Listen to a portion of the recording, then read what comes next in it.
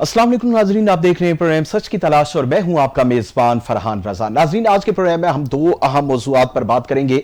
सबसे पहले हम बात करेंगे नायब वजीर आजम इसहाक डार का दौरा अमेरिका का, जहां पर उन्होंने वजीर खारजा मार्को रूबियो से बड़ी अहम मुलाकात की। अमरीकी महकमा खारजा पहुंचने पर अमरीकी हुकाम ने उनका शानदार इस्तकबाल किया और अमरीका में पाकिस्तानी सफीर रिजवान सईद शेख भी नायब वजीर आजम के साथ थे। पाक अमरीका ताल्लुकात के हवाले से मुख्तलिफ शोबाजात पर बातचीत की गई और मुमकिना ताउन पर कुछ मौज़ूआत और कुछ ऐसे इश्यूज थे जिन पर बड़ी तफसीलन गुफ्तगू की गई। खुसूसन इंसदाद दहशत गर्दी और इलाकाई अमन के हवाले से भी इनके दरमियान बात की गई।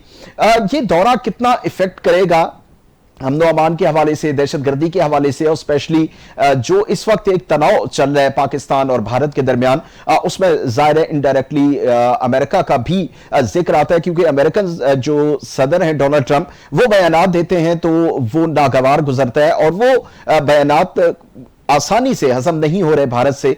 तो इस पर हम गुफ्तगू करेंगे। दूसरी जानिब आज हमारा मौजू होगा तहरीक इंसाफ, जिन्होंने तहरीक चलाने के लिए 5 अगस्त के लिए उन्होंने अपनी तैयारी शुरू कर रखी है और इस हवाले से इमरान खान के बेटे कासिम और सुलेमान इस वक्त अमेरिका में मौजूद हैं और मुख्तलिफ कांग्रेस रहनुमाओं से उनकी भी मुलाकातों का सिलसिला जारी है। पाकिस्तान तहरीक इंसाफ पीटीआई की बानी पीटीआई की हमशीरा अलीमा खान साहिबा कहती हैं कि कासिम और सुलेमान पाकिस्तान जरूर आएंगे और अपने वालिद यानी बानी पाकिस्तान तहरीक इंसाफ के लिए वो आवाज उठाएंगे जो उनका हक है। लेकिन आज बड़ा अहम बयान एक बैरिस्टर गौहर साहब की जानिब से, जो कि चेयरमैन है पाकिस्तान तहरीक इंसाफ के हालिया, उन्होंने एक बयान दिया है कि तहरीक इंसाफ के 39 के करीब अरकान को असम्बलियों से नाअहल किए जाने का भी इम्कान है। तो ये बड़ी एक अहम खबर है आज के दिन के हवाले से। तो गुफ्तगू का आगाज करेंगे।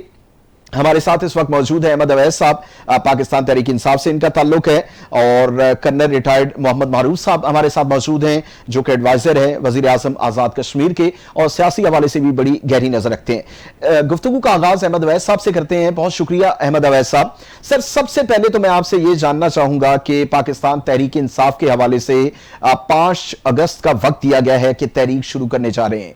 तो सर, पहले तो ये बताइए कि स्ट्रेटेजी क्या होगी? क्या पाकिस्तान तहरीक इंसाफ एक बार फिर रोड्स पर आ रही है? और इससे पहले जो भी हमने देखा कि एहतजाज के लिए वो पाकिस्तान तहरीक इंसाफ बाहर निकली, आपके वर्कर्स बाहर निकले, तो कोई ज्यादा अच्छा या कोई खुशगवार तजर्बा नहीं रहा और तहरीक भी उस तरह से आगे नहीं बढ़ सकी। तो इस तरह इस दफा क्या एक स्ट्रेटेजी सामने आई है? और साथ ये भी बताइएगा कि बानिए तहरीक इंसाफ के बेटे भी पाकिस्तान आ रहे हैं और तहरीक को लीड करेंगे या कि नहीं? जी बिस्मिल्लाहिर्रहमानिर्रहीम। देखिए, बात यह है कि जहां तक तहरीक इंसाफ से एहतजाज का ताल्लुक है, और मैं तो ये कहूंगा और ये बात हकीकत भी है कि उन एहतजाज तो बनता है इसलिए कि जितनी अनकॉन्स्टिट्यूशनल एक्ट इस हुकूमत ने एस्टेब्लिशमेंट की इमा के ऊपर और उनकी ताकत को इस्तेमाल करते हुए और उनके मखलूक बनते हुए जो कुछ किया है उन्होंने, और पाकिस्तान के ना आइन की हैसियत रह गई, ना पाकिस्तान की जुडिशरी की हैसियत रह गई, ना रूल ऑफ लॉ रह गया पाकिस्तान के अंदर। तो आप एक आदमी जो है उसको आप समझ लीजिए कि अगर एक किसी के घर पे जो वेल गार्डेड है, सिक्योरिटी गार्ड के घर पे, और डाकू हमला कर दें और हमला करके घर के रहने वाले लोग जो है उनका सारा घर भी लूट लें और वो सिक्योरिटी गार्ड भी उनके साथ मिल जाए और वो घर से उठा के उनको बाहर फेंक दें सड़क से, तो और कोई पुरसाने हाल भी ना हो उनका, ना कानून हरकत में आए, ना अदालतें हरकत में आए, तो वो लोग जो है, वो घर के मालिकान जो है, वो वाह वेला नहीं करेंगे, शोर नहीं मचाएंगे, एहतजाज नहीं करेंगे, तो और क्या करेंगे? जब सारे रास्ते बंद कर दिए, सारी जायज एवेन्यूज जहां से एहतजाज करके अपने रिलीफ के लिए जाया जा सकता है, वो रास्ते तो बंद कर दिए। लिहाजा एहतजाज का रास्ता खुला और ये होगा। पाकिस्तान की कौम जो है वो एक बड़ी परसेंटेज जो है वो इमरान के साथ खड़ी है, इमरान खान के साथ। और अब जो इस वक्त सिचुएशन ये है कि महंगाई के पेश नजर जो कि इन्होंने दुनिया में ऑयल की कीमतें कम कर दी गई इंटरनेशनल मार्केट के अंदर और इन्होंने बढ़ा दी, जिसका इफेक्ट जो है हर कमोडिटी के ऊपर पड़ा हुआ है। आप देखिए डॉलर कहाँ पहुंच गया, पाउंड की क्या कीमत है पाकिस्तान के अंदर। इसका मतलब है कि यहाँ पे कोई अपनी हमारी ना एक्सपोर्ट्स बढ़ रही है, ना हमारी कोई इंडस्ट्री जो है वो फ्लरिश हो रही है, कुछ भी नहीं है। और जो माल आ भी रहा है, जो कौमी खजाने में जो पैसा है, उसको दोनों हाथों से लूटा जा रहा है और बिल्कुल जाहिर सामने लूटा जा रहा है। आपने वो रिपोर्ट भी पढ़ी होगी जो ऑडिटर जनरल की रिपोर्ट है पंजाब की, जिस तरह से 1 ट्रिलियन से ज्यादा जो है उन्होंने कहा कि करप्शन हुई है। इसी तरह से जो क्रिकेट के बोर्ड की तरफ से, लेकिन अहमद अवैस साहब बिल्कुल आप सही बात करें, लेकिन केपी की गवर्नमेंट की भी अगर बात करें तो करप्शन के इल्जामात, अदम इस्तेहकाम, उसके बाद जो एक सियासी कशीदगी पाई जाती है केपीके में, वो भी नजरअंदाज तो नहीं की जा सकती। केपीके के हालात कंपैरेटिवली, बिल्कुल जी मैं नहीं कहता, मैं कहीं नहीं कहता कि वो उनको नजरअंदाज करो, ये करें जी, लेकिन जब आप एक मुल्क के अंदर लाकानूनियत हो जाए, जब मुल्क के अंदर आइन की हुक्मरानी खत्म हो जाए, जब कानून की बारादस्ती खत्म हो जाए, तो फिर तो आपको पता है कि जिसके हाथ में जहां ताकत आएगी वो उसको नाजायज इस्तेमाल करेगा, स्ट्रीटमैन भी करेगा, मोहल्ले का बदमाश भी करेगा। सही। ये सिचुएशन बड़ी खतरनाक सिचुएशन है। देखें, मैं आपको बड़ी मोटी सी बात बताता हूँ कि सोसाइटी कायम रहती है जब तक के कानून की गिरफ्त सोसाइटी के ऊपर मजबूत हो, और कानून की गिरफ्त जो है मजबूत करने के लिए मजबूत अदलियत की जरूरत होती है, निज़ाम अदल की। बिल्कुल।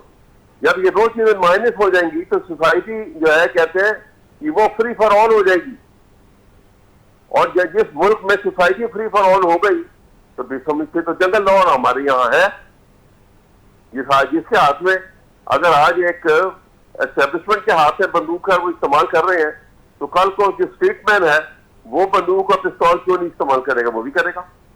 उसको मैसेज मिला यही है कि जिसके हाथ में ताकत है उसको इस्तेमाल करो, कानून तो है नहीं। ये खतरनाक सूरत हाल है, मुल्क के नुक्ता नजर से मैं बात कर रहा हूँ, और मैं इसमें किसी एक पार्टी को सामने रखकर बात नहीं कर रहा हूँ, और ये एक एज ए नेशनलिस्ट बात कर रहा हूँ कि मुल्क की बका और सालमियत किन बातों में है और मुल्क को नुकसान किन हालात से पहुंचेगा, मैं इसको सामने रख के बात कर रहा हूँ।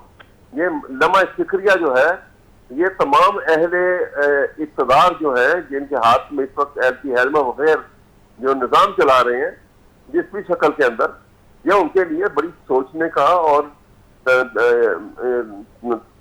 तदब्बर करने का ये एक मुकाम है कि जहाँ पर सोच विचार किया जाए। ठीक है, मैं कर्नल साहब की तरफ जाऊंगा। कर्नल साहब, आपका भी बहुत शुक्रिया, आपने वक्त दिया।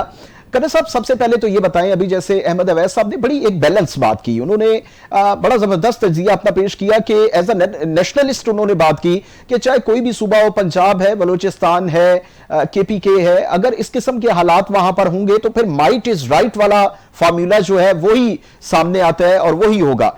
अगर एक तरफ ये मुल्की हालात हैं जो कि हम मुख्तलिफ सूबों की अगर बात करें, बलूचिस्तान में दहशत गर्दी है, केपीके के हालात हमारे सामने, करप्शन के इल्जामात हैं अगर हम पंजाब की बात करें, और दूसरी जानिब हम देखें हमारे वजीर खारजा जो हैं अमेरिका में मौजूद हैं और वहां पर मुलाकातें कर रहे हैं, मुख्तलिफ वहां पर अमेरिकन जो फॉरेन मिनिस्टर हैं उनसे मुलाकात करके मुख्तलिफ मामलात पर बातचीत कर रहे हैं। हमारे फील्ड मार्शल जो हैं इस वक्त चाइना में मौजूद हैं, वो बड़ी जबरदस्त और अच्छी डिप्लोमेसी पॉजिटिवली अपना रोल प्ले कर रहे हैं।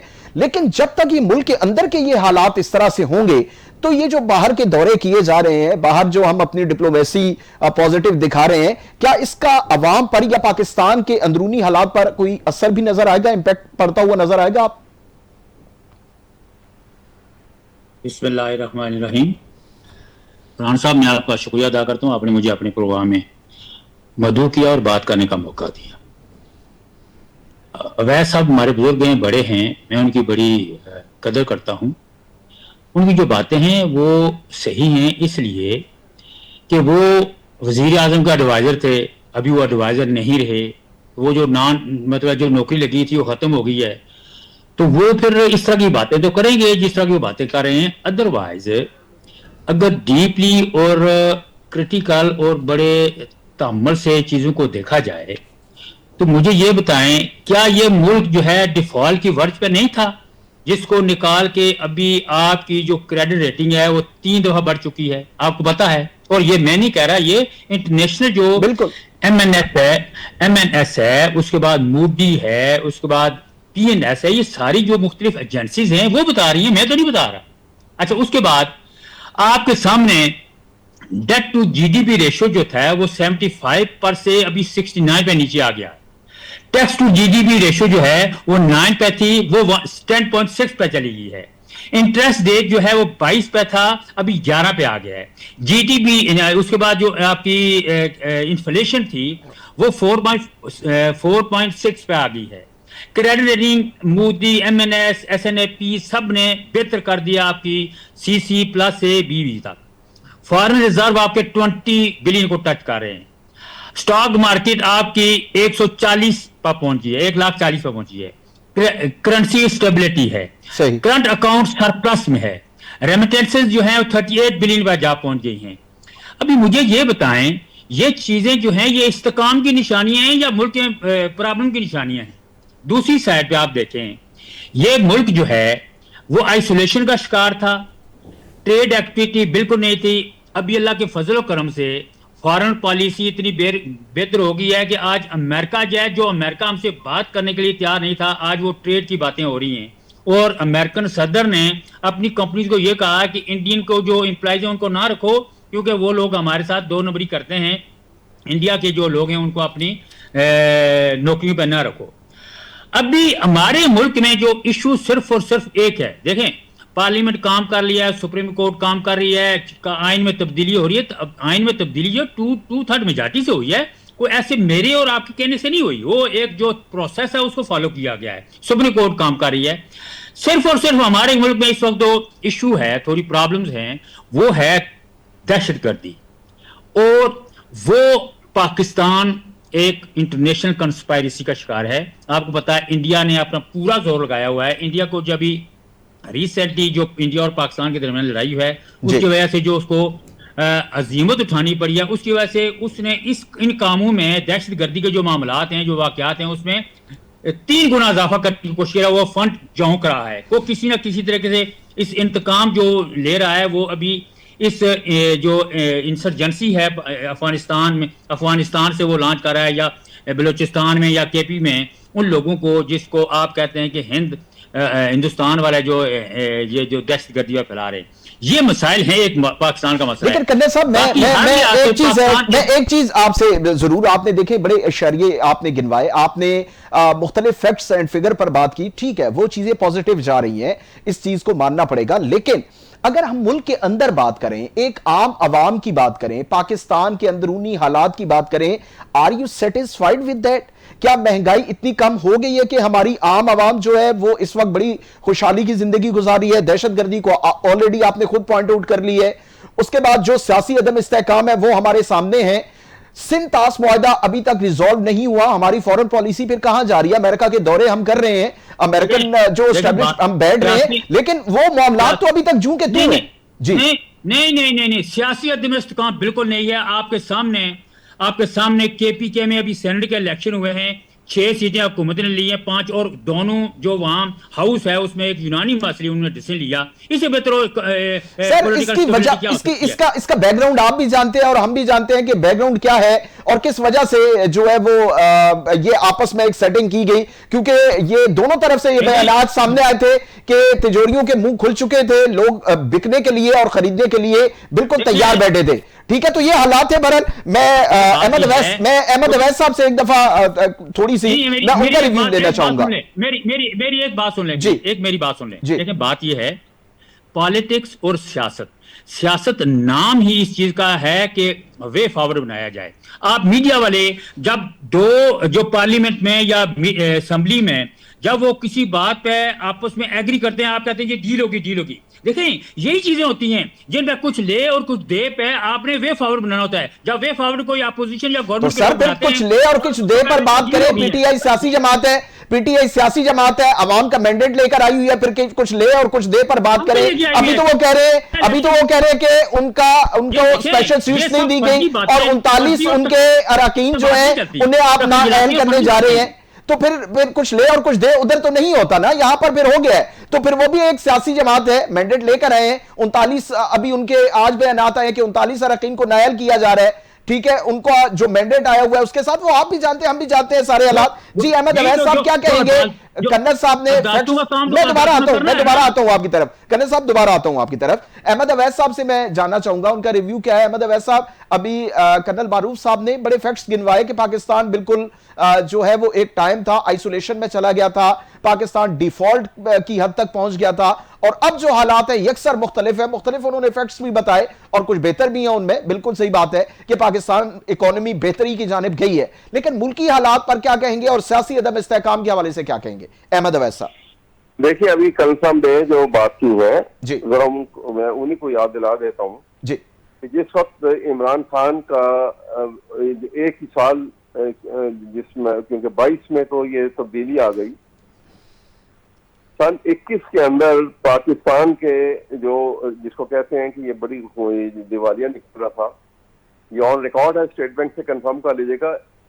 2021 के अंदर पाकिस्तान के फॉरेन एक्सचेंज के रिजर्व जो थे वो $28 बिलियन थे, जो एवर हाईएस्ट है अब तक in the history of Pakistan. 2021 के अंदर पाकिस्तान की एक्सपोर्ट्स एवर हाईएस्ट अब तक की $37 बिलियन की थी।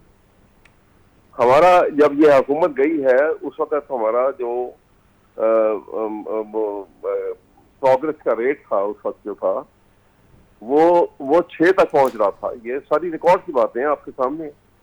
फिर जब इनकी पीडीएम की हुकूमत आई तो इसी पीडीएम की हुकूमत के दौरान, आप जब ये हुकूमत जा रही थी तो आपको याद होगा, ये रिकॉर्ड है, ये भी आप चेक कर लीजिएगा, कंसम भी चेक कर लें कि पाकिस्तान के इकोनॉमिक ये जो फॉरेन एक्सचेंज के रिजर्व जो हैं वो डाउन होके एक बिलियन से कम रह गए थे उस वक्त, और 22% रेट ऑफ इंटरेस्ट जो था पीडीएम के जमाने में हुआ है, इससे पहले तो नहीं था।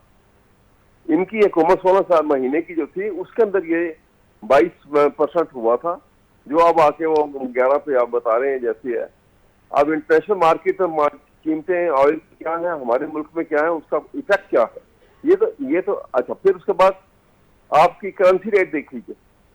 इमरान खान के दौर में डॉलर जो था वो उसका रेट आपके सामने है, सही, पाउंड का रेट आपके सामने। अभी क्या है, आज जो है 286 से तजावुज कर चुका हुआ है डॉलर, और 390 से ऊपर जा रहा है इस वक्त पाउंड। बिल्कुल, ये कैफियत है हमारी। अभी ये कहते हैं कि हम बड़े अच्छे हालात में जा रहे हैं। दूसरी बात जो है, जो देखिए, पॉलिटिकल स्टेबिलिटी जब तक नहीं होगी, इकोनॉमिक स्टेबिलिटी कभी नहीं आ सकती। बिल्कुल ऐसे इकोनॉमिक प्रोडक्शन के लिए इंतहाई जरूरी है कि आपकी पॉलिटिकल स्टेबिलिटी हो। अब अमेरिका की बात मैं आपको बता दूं, कर्नल साहब ने शायद पढ़ी होगी बुक, आज से कुछ 4-5 साल पहले एक अमेरिकन ऑथर डैनियल ने किताब लिखी जिसका टाइटल है नो एग्जिट फॉर पाकिस्तान। उस किताब के अंदर उसने लिखा है कि पाकिस्तान 3 बेसिक रीजन है जिनकी वजह से अमेरिका जो है वो पाकिस्तान को छोड़ नहीं सकता, और उसके ऊपर हमारा इंटरेस्ट जो है अमेरिका का, इसके ऊपर नजर रखेंगे हम। नंबर 1 ये कि पाकिस्तान एक न्यूक्लियर पावर है। नंबर 2, पाकिस्तान की स्ट्रॉन्ग और बड़ी मजबूत आर्म फोर्सेस है। और नंबर 3, पाकिस्तान के चाइना के सिविल और मिलिट्री जो ब्यूरोक्रेसी है उसके साथ बड़े क्लोज उनके रवाबत है। लिहाजा पाकिस्तान को हम इग्नोर नहीं कर सकते।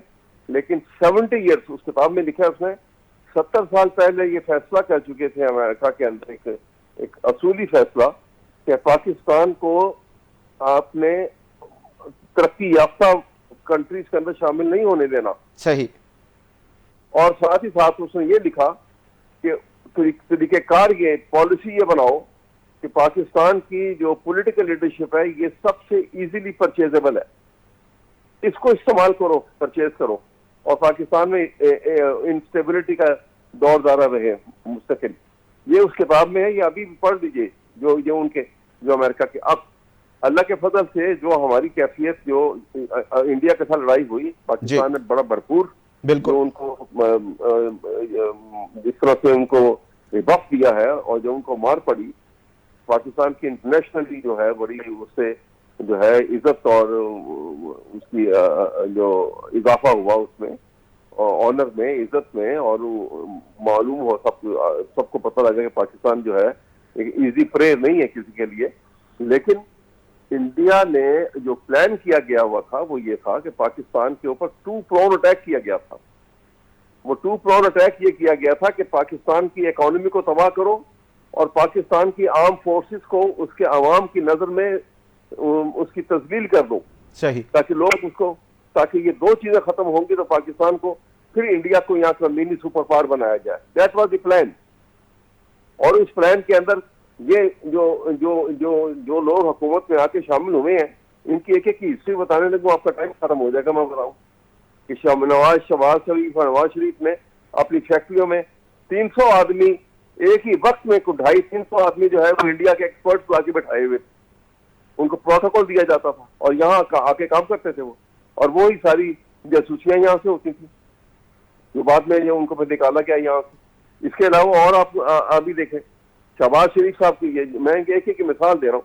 शहबाज शरीफ ने जिस वक्त आके पीडीएम के प्राइम मिनिस्टर बने तो उन्होंने आके ये आटा तकसीम किया। उन्होंने कहा कि जी इमरान खान ने कोविड के जमाने में पैसे तकसीम किए थे, ये इन्होंने आटा तकसीम किया। जब आटा तकसीम किया तो इन्हीं की नून लीग के ex prime minister Shahid Khaqan Abbasi साहब टेलीविजन के ऊपर आके उन्होंने कहा कि ये आटा तकसीम जो किया गया है 20 अरब रुपए का घपला हुआ है इसके अंदर। योन स्टेटमेंट ऑन रिकॉर्ड है। बिल्कुल बिल्कुल। फिर उसके बाद इन्होंने जब ये 8 फरवरी का इलेक्शन हुए, प्राइम मिनिस्टर बन गए, ओथ लिया इन्होंने, और उसके बाद ऐलान किया कि जी मुल्क की क्योंकि मईशत खराब है, हालात इकोनॉमिकली हमारे बहुत नागुफ्ता हुए हैं, लिहाजा मैंने फैसला किया मैं बगैर तनख्वाह के काम करूंगा। 1 महीना अभी नहीं गुजरा था कि आईपीपी का शोर मच गया कि देखो जी वो किस तरह से ये एग्रीमेंट हुए हैं कि उनको एक यूनिट नहीं दिए बगैर वो अरबों रुपए जो है वो सालाना पाकिस्तान के नेशनल एक्सचेकर से पैसा ले रहे हैं। और फिर जब वो शोर ज्यादा मचा तो उसकी डिटेल मिलने लगी मीडिया के पास, तो पता लगा इनके दोनों बेटे जो हैं वो इतने बड़े बड़े यूनिट चला रहे हैं कि वो पूरी जितने आईपीपी के यूनिट है उनका 28% इन दोनों के पास है, और वो अरबों रुपए ले चुके हैं एक यूनिट बिजली दिए बगैर, और वालिद साहब जो है वो तनख्वाह नहीं दे रहे। अहमद अवैस साहब ये तो हमारी जो साबिक हुकूमतें हैं जिसमें पाकिस्तान पीपल्स पार्टी शामिल है, पाकिस्तान मुस्लिम लीग नून शामिल है, फिर आपकी पार्टी की हुकूमत आई, तो जाहिर है ये तो आईपीपीज वाला मामला तो बड़ा गंभीर है। इस पे तो अभी कुछ चाह के भी जाहिर आपकी भी हुकूमत रही, तो वो 3 साल जो है वो उस पे कोई पेशरफ्त हमें नजर नहीं आई आपके दौरे हुकूमत में भी। अगर आप देखिए अभी चीनी का स्कैंडल देखा आपने? बिल्कुल, चीनी का स्कैंडल जो है ये रमजान के महीने से शुरू हुआ था, आपको मालूम है। और बड़ी इंटरेस्टिंग बात में इतनी और हैरान कुन भी है और ये तकलीफ दे भी है, क्योंकि कर्नल साहब है, कर्नल साहब माशाल्लाह नेशनलिस्ट हैं और मुहिब वतन है। जब ये चीनी का ये रमजान के महीने में चीनी जो है वो 165 रुपए से एकदम 190 रुपए पे चली गई, बिल्कुल शोर मचिया, हंगामा हो गया बड़ा बुरा। और शहबाज शरीफ ने टेलीविजन के ऊपर आके कहा कि मेरे से जब चीनी हमने एक्सपोर्ट करने के लिए कहा था और मेरी इजाजत से चीनी एक्सपोर्ट की गई है, तो इन्होंने कहा था कि हम 165 से कीमत आगे नहीं बढ़ने देंगे, ये बढ़ गई। और एक्सपोर्ट कहाँ की अब सुनिए, ये वो पीरियड है जिसमें डे एंड नाइट बेतहाशा टेररिस्ट अटैक हो रहे थे अफगानिस्तान की तरफ से पाकिस्तान के ऊपर, और चीनी एक्सपोर्ट कर रहे हैं अफगानिस्तान को, जो हमसे दुश्मनी कर रहा है उसको आप चीनी एक्सपोर्ट कर रहे हो। अब जब चीनी कम हो गई तो फिर इन्होंने चीनी को इंपोर्ट किया, और चीनी को इंपोर्ट बड़े गंभीर मामलात हैं, ये तो बड़े गंभीर मामलात हैं। ये तो वो एक स्ट्रेटेजी बाकायदा क्रिएट की जाती है कि किस तरह से पहले एक्सपोर्ट की, और फिर हम दोबारा से इस पर बात करते हैं। अब्दुल जलील जान साहब जेयूआई के बड़े सीनियर रहनुमा हमारे साथ मौजूद है। बहुत शुक्रिया अब्दुल जलील जान साहब, आपने वक्त दिया। सर, आपसे ये जानना चाहूंगा कि अभी सेनेट के इलेक्शन हुए, वहां पर तो बड़ी जबरदस्त एक सेटलमेंट हुई, बातचीत हुई, और अच्छी बात है कि जमहूरियत में ये चीजें चलती हैं। लेकिन उसके साथ ही पाकिस्तान तहरीक इंसाफ ने एपीसी की बात की, कि एपीसी बुलाएंगे और उसमें फिर दहशतगर्दी पर बात होगी, केपीके के जो मामलात हैं, मसाइल हैं उन पर, लेकिन बाकी जमातों के साथ साथ आपने भी इनकार कर दिया। ये लॉजिक थोड़ी समझ नहीं आई कि अगर एक मुश्तरका मफादात पर बात होती है, मसाइल पर बात होती है, एज अ पॉलिटिकल पार्टी आपको उसमें शामिल होना नहीं चाहिए था? सियासी जमातों को सियासी जमातों से बातचीत करनी नहीं चाहिए? बिस्मिल्लाहिर्रहमानिर्रहीम।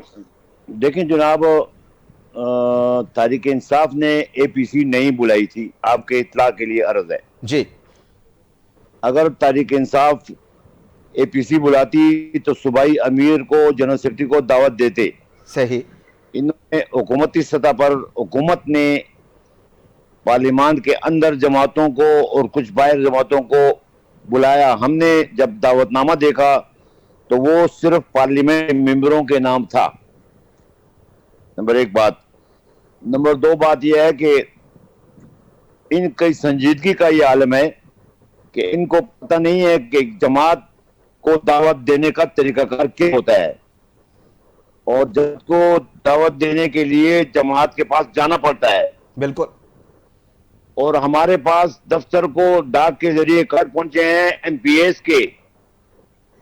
इतनी गैर संजीदा हरकत इन्होंने की है कि मैं हैरान हूं कि इस शख्स को वज़ीर आला बनाया किन लोगों ने, जो सियासी जमातों को इज्जत नहीं देता, अंदर रवादारी नाम की कोई चीज नहीं।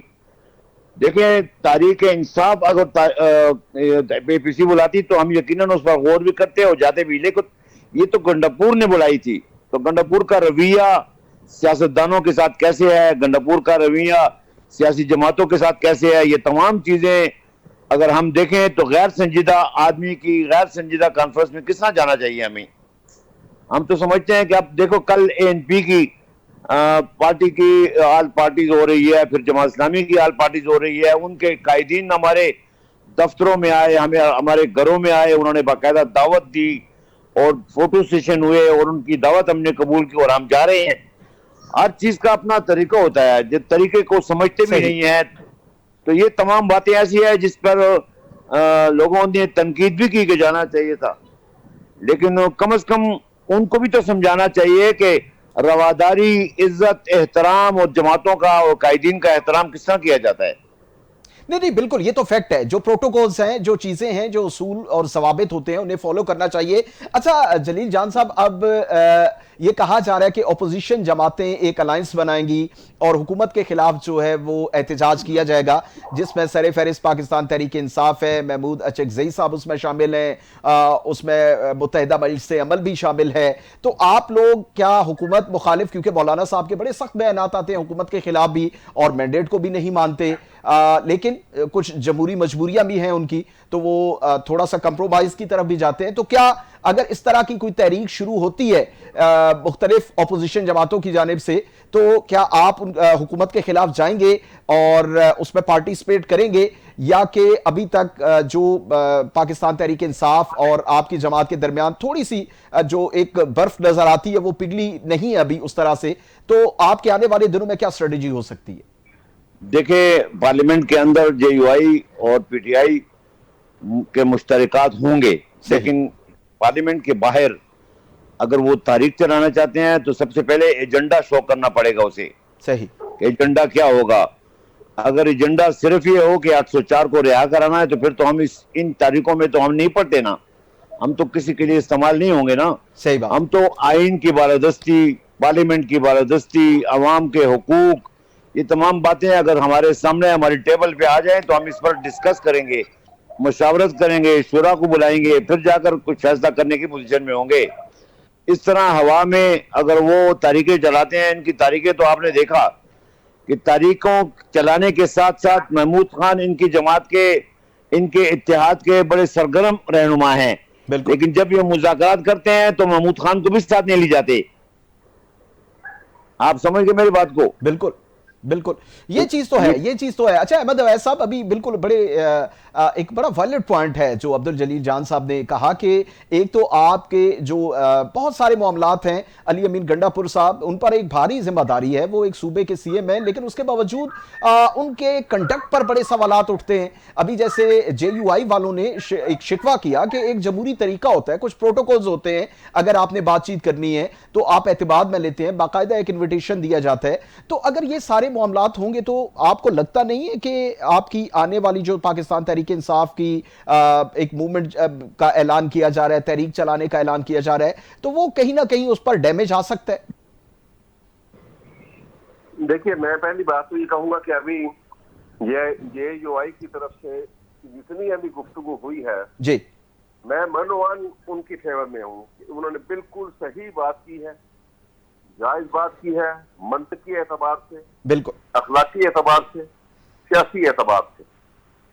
और ये कोताहियां हैं पीटीआई की, और ये कोताहियां जो है इनको बहुत कॉन्शियसली एहतियात करके ये कोताहियां दूर करनी चाहिए।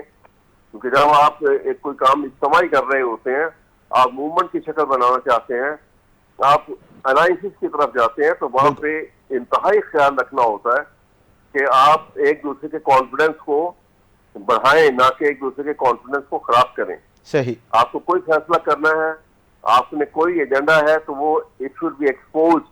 आपके पार्टनर, आपके जो एलाई हैं, आपके जो हम सोच वाले हैं, उनके साथ बाकायदा आप उनको कॉन्फिडेंस में लेके उनको सारी चीज बताई जाए, और जो तरीकेकार है, जो प्रोटोकॉल है, और जो इज्जत और ताज़ीम है पार्टी लीडर्स को मदऊ करने के लिए, शामिल करने के लिए, उनको बुलाने के लिए, इन तमाम बातों का लिहाज रखना चाहिए। और ये कोताहियां हैं और हुई हैं, और ये आइंदा नहीं होनी चाहिए। मैं खुद भी इसके ऊपर यकीनन बात करूंगा कि ये बहुत ज्यादा पॉलिटिकल इमेच्योरिटी का सबूत है ऐसी बातें होना। अच्छा, ये भी अहमद अवैस साहब, बिल्कुल बिल्कुल, आपने बड़ा जबरदस्त, बहुत मुनासिब बात, सही, बड़ा जबरदस्त आपने बड़ा पॉजिटिव रिस्पांस दिया इस पे कि जो कोताहियां हैं वो यकीनन सॉर्ट आउट होंगी तो फिर मामलात आगे बढ़ सकते हैं। और जाहिर है अगर जमहूरी पार्टी है, जमहूरी पार्टी अगर दूसरी पार्टी को कॉन्फिडेंस में लेती है या एक मूवमेंट शुरू करती है तो उसका एक तरीकाकार होता है। लेकिन शायद पीटीआई को जो बैरूनी खतरात या मामलात या मसाइल का सामना है, वहां अंदरूनी खाना जो इस किस्म की कमजोरियां हैं वो ज्यादा डैमेज कर रही हैं। तो मेरे ख्याल में पाकिस्तान तहरीक इंसाफ को इन पर गौर करना चाहिए, और ये सारी जो जिम्मेदारियां जिस पर अली अमीन गंडा साहब का नाम आ रहा है उन पर काफी सवालात हैं, फिर सलमान अकरम राजा साहब पर कई सवालात हैं, तो इन सारी चीजों पर गौर करना चाहिए। नाज़रीन, आज हमारा वक्त तमाम हुआ। तमाम मेहमानों का बहुत शुक्रिया, इजाजत दीजिए, अल्लाह ने।